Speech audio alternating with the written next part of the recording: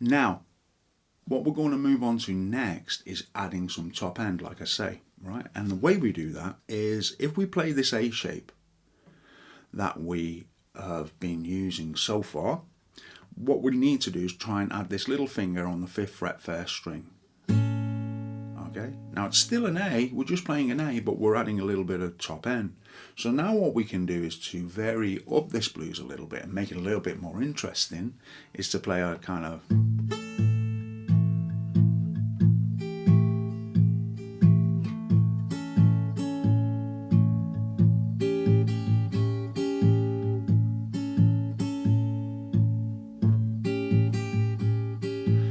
okay.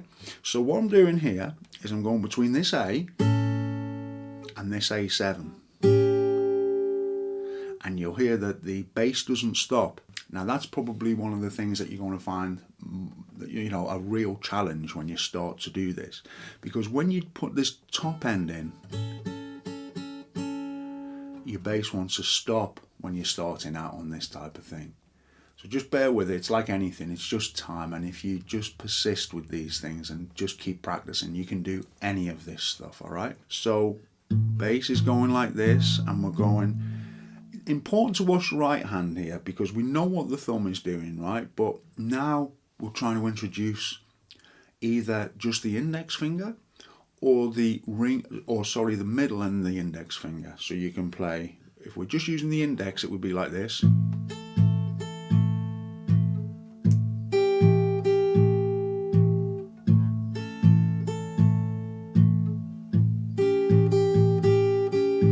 Okay. This is a great thing to sit around and practice.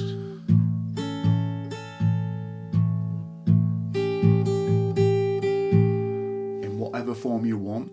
You can put those notes in the top end where you feel they're necessary. And that's just using the index finger. So if you use 2 fingers, then I'm going to be playing the first and the second on the bottom as opposed to just like the first, right? So it'd be more of a...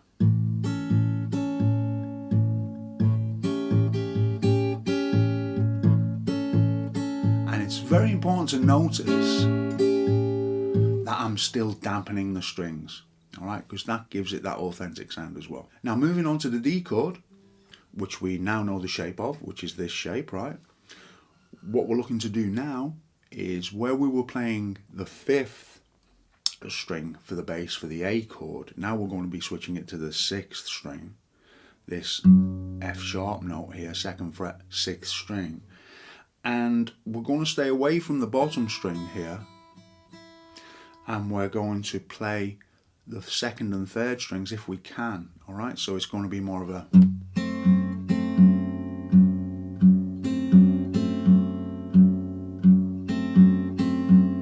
So not quite as hard, right? So we're playing bass,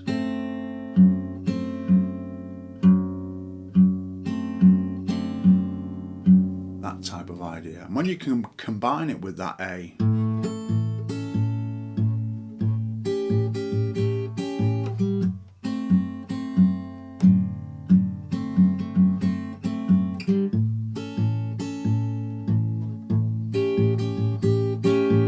it starts making a bit more sense, right?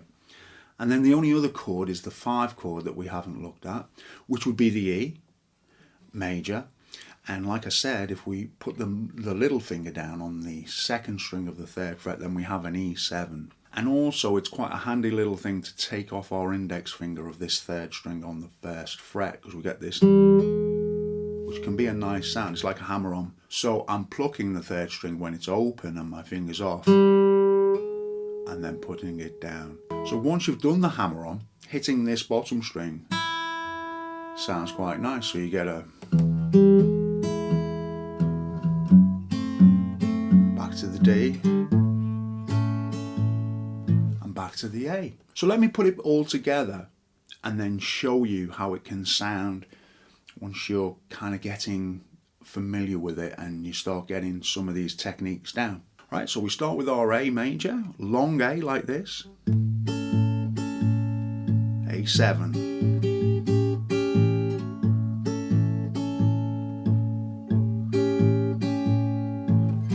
D,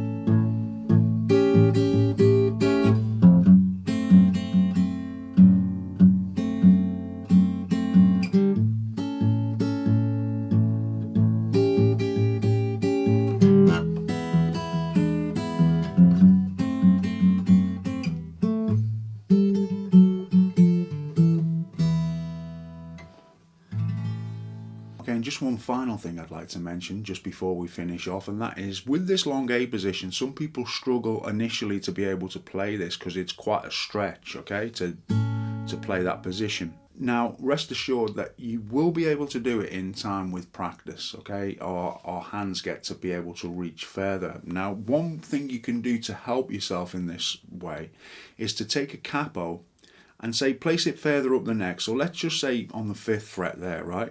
Now, this long A position is much shorter than what it was when we were playing without a capo, right? So you can practice here. And you can practice the whole thing that we've looked at, right? So go to the D and all the other chords we looked at. And so the idea being that once we're comfortable, say on that 5th fret, then we can move down to the 4th. And what we're doing is we're making that chord stretch a little bit further each time we come down the fretboard with the capo until we get to the stage where we don't need it any longer and we can actually reach this long A. So I'd just like to point that out to you. That's one way you can deal with that should you struggle. Now don't worry too much. I know there were a few elements there that we didn't look at, but they're going to be coming up in future episodes, so don't worry too much about that. I don't want to overload you with too much to do. It's important that you're not left with a huge workload that you can't concentrate on. It's best to just focus on a few little things at a time. And if you can get some of these ideas down, things like the turnarounds and things like that, we'll take a look at in a dedicated episode. So there's some ideas for you to think about, all right? And of course, there are lots of little embellishments that you can add to these things. You probably noticed there when I'm playing this D, you can't play. And all I'm really doing is playing, sliding into that D, right? Like so. But don't think, like I say, too much about trying to put those embellishments in. It's far better to get the bare bones of these ideas down. So hopefully you'll run with that and work on that a little bit. And when you come back, we're going to take it even further, all right? So hope you've enjoyed that one, and I'll see you soon with another lesson.